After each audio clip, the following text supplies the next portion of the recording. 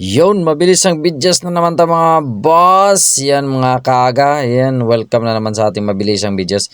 Yan, ito about sa ating DIY mga boss. Yan, isi-shortcut ko na lang. Hindi ko na pinakita yung pag-grinder kasi medyo abala tayo dito at mabilisan magdidilim na kasi ginawa natin yun. Ikakabit na lang natin yung ating drive pulley seat. Hindi pa nga natin nalilinisan yan. Abangan na lang din kung medyo mahaba tong video na to. Halos 4 minutes lang naman to. Yan, DIY lang natin yan mga boss.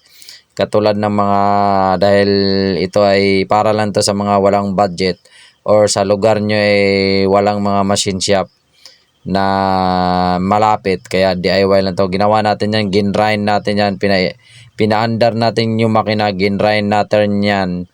Tapos pagtapos natin ginayin ng cutting disc na manipis, saka natin niliha. Yan, niliha natin para kuminis naman at hindi agad mapupudpud ang ating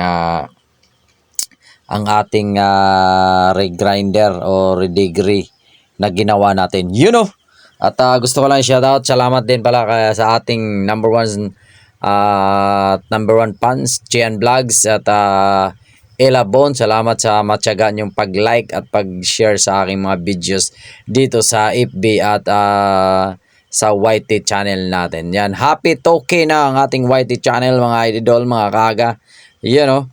At pansinin natin kung, kasi ang purpose naman itong redegree, top speed to at para din kasi yung nabili natin pulley, masyado siyang high speed.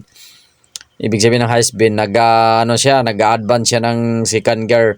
Hindi siya dumadaan ng primera kaya hirap siya nung nagbalik tayo ng stock na karga, hirap siya sa arangkada.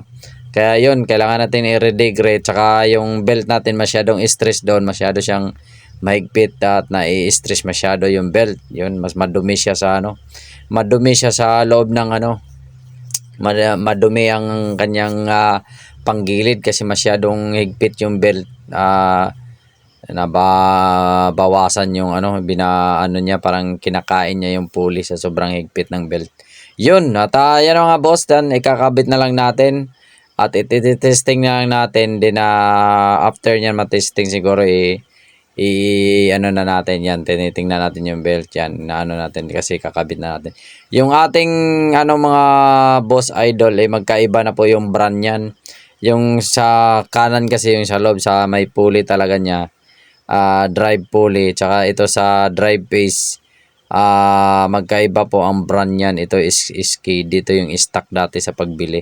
Tapos yung kabila naman ay Tigen, yung pinakamura na pulley set yata dito sa bintahan sa merkado. Yan yung pinakamura, halos ang isang set na nasa 400 lang. Yan, kinabit na natin yung ating lock doon sa ating pulley. Yun, tapos yan, sinesecure natin yung ating belt na hindi siya ipit para hindi magkaroon ng kalampag. Yun mga boss, sa napapansin ko dito boss, marami kasing lalo sa mga sikan na nawawala yung washer dito. Napakahalaga yung washer nyan kasi magkaiba po ang design ng washer nyan. Kung sa mga hindi nakakalam, magkaiba po ang mga design ng mga washer nyan, lalo sa gunyal, kaya doon nagkakaroon ng lost thread yung mga sigunyal natin. Yan lang mga boss, at sana may natutunan kayo sa ating mabilisang video. Abangan nyo yung part 2 natin dito mga idol. At Aga Cesar Works, Aga Cesar Vlog, save money, save time, peace. Thank you sa lahat nating suporta. Yan, thank you. Ingat lahat sa pagdidiway. Sana may natutunan kayo sa mga ating mabilisang video. Thank you, peace out.